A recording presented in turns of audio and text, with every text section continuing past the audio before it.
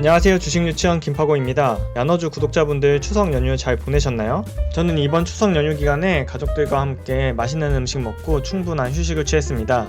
노는 시간은 왜 이렇게 빨리 흘러가는 건지 벌써 연휴가 끝났는데요. 한 가지 아쉬운 점이 있다면 추석 연휴 기간 동안 책도 많이 읽고 주식 공부도 많이 하려고 했는데 생각보다 많이 하지 못한 것 같아서 아쉽습니다.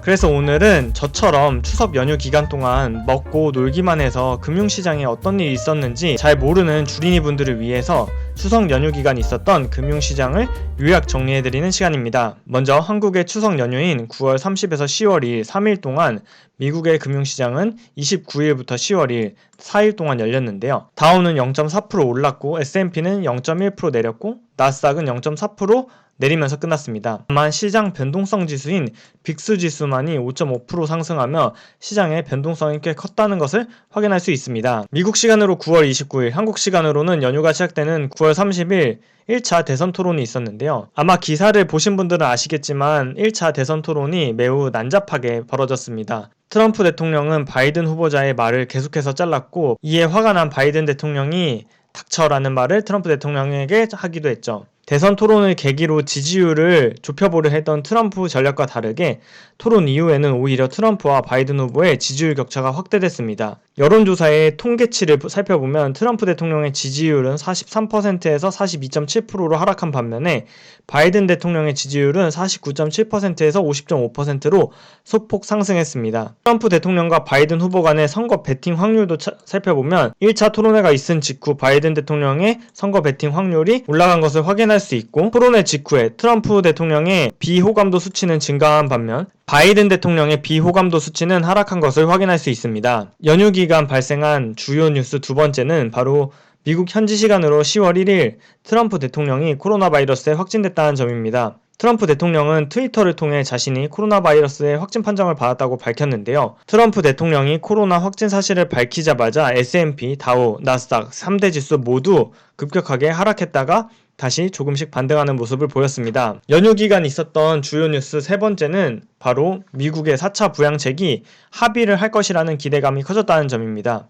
그동안 공화당과 백악관은 1조 달러 이상에서 절대 양보할 수 없다는 입장을 보였었는데 토론회 이후 트럼프 대통령의 지지율 하락 및 코로나 확진으로 인해 다급해진 공화당 및 트럼프 정부가 합의를 독려 중이라 민주당은 2.2조 달러에서 물러서지 않고 있지만 공화당이 점점 그 금액을 올려 합의할 수 있다는 가능성이 높아진 상황입니다. 10월 2일 기준으로 하원은 휴회에 진입했는데 민주당은 10월 1일 2.2조 달러의 부양책을 제시했고 공화당은 1.6조 달러를 제시했는데 상원의 경우에는 10월 9일날 휴회가 되기 때문에 그 전까지 만약 상원이 합의안을 제시하지 못한다면 코로나 부양책은 2021년 1월 이후가 되어야 실행 가능할 것으로 판단돼서 10월 9일 이전에 과연 코로나 부양책이 합의를 이룰지가 주요 관건으로 보입니다. 앞서 알려드린 뉴스들로 인해서 미국 10년물 금리는 연휴 기간 동안 빠른 속도로 상승했습니다. 민주당의 바이든 후보가 대통령에 당선이 될 경우에 재정정책을 강하게 쓰기 위해서 국채 발행을 늘릴 것이고 국채의 공급이 많아지면 당연히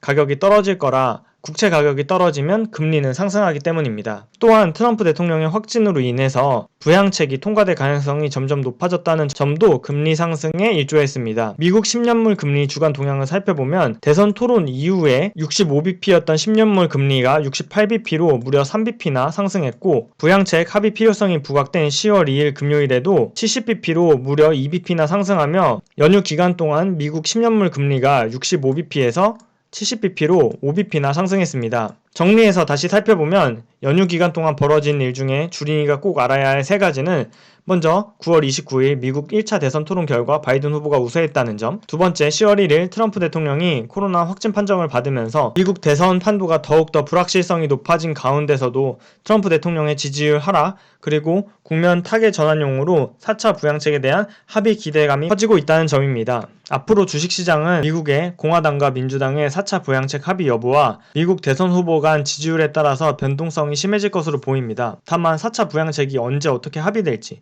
미국의 대선 후보의 지지율이 어떻게 변할지는 우리가 예측할 수 있는 부분이 아닙니다. 투자의 대가들은 늘 시장이 아니라 기업에 초점을 맞춘다는 측면에서 오늘은 제가 추석 연휴 기간 보았던 영상 중에 야너주 구독자분들에게 소개해드리고 싶은 영상이 있어 하나 소개해드리면서 영상을 마칩니다. 바로 유튜브 채널 3프로TV에 이연투자자문 박성진 대표님이 나와서 하워드 막스의 투자 원칙을 소개해준 현명한 투자에 필요한 것은 기술이 아니라 철학이다 라는 1시간 7분짜리 영상입니다.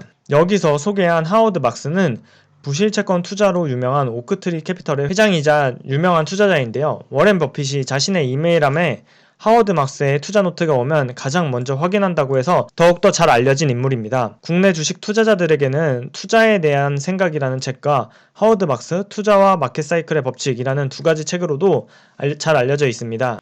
이 중에서 영상에서는 하워드 막스가 투자에 대한 생각이라는 책에서 밝힌 왜 싸게 사서 비싸게 판다는 가치 투자자들의 일관된 원칙이 실전 주식 투자에서는 적용하기 어려울까? 이에 대해 고민하고 자신의 생각과 원칙을 정리한 해당 영상 내용 중에 제가 현재 시점에서 우리 주린이들에게 가장 적절한 조언이라고 생각된 부분을 발췌해드리면 투자의 성패를 결정짓는 핵심은 싸게 사는 것입니다. 좋은 기업을 사도 비싸게 산다면 얼마든지 손해를 볼 수 있고 부실한 기업을 사도 충분히 저가에 사면 큰 수익을 볼 수 있습니다. 결국 우리가 고민해야 하는 것은 내가 예상한 대로 기업의 매출 혹은 이익이 시장의 상황이 흘러가지 않더라도 지금 이 가격에 산다면 손해를 보지 않을 수 있는 가격인지를 확인하는 것이 주식 투자에 있어서 중요하다고 영상에서 박성진 대표님은 밝혔습니다. 현재 시장에서는 전기차와 2차전지 업종을 그 예로 들었는데요. 많은 주식 투자자들이 앞으로 전기차 시장이 확대될 것이라는 점, 그리고 2차 전지를 만드는 배터리 시장이 좋아질 것이라는 점에는 모두가 동의합니다.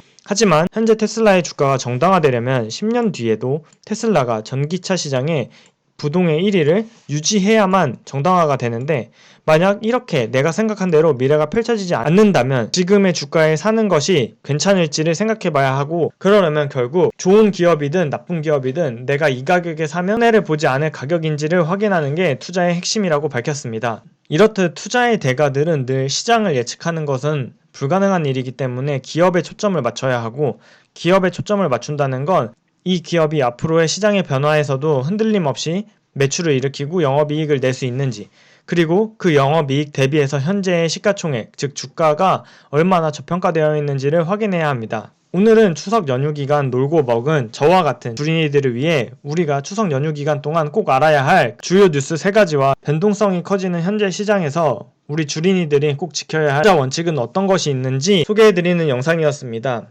오늘 영상이 도움이 되셨다면 구독, 좋아요, 알림 설정 부탁드려요. 참, 내일은 빅히트 엔터테인먼트 공모주 청약 마지막 날인데요. 지난 영상에서 알려드린 것처럼 오후 2시쯤 경쟁률 확인하셔서 가장 낮은 증권사로 청약 신청하시면 한 주라도 더 받을 가능성이 있으니 경쟁률 잘 확인하신 뒤 가장 낮은 증권사로 선택하시길 바라겠습니다. 그럼 다음 영상에서 만나요. 안녕!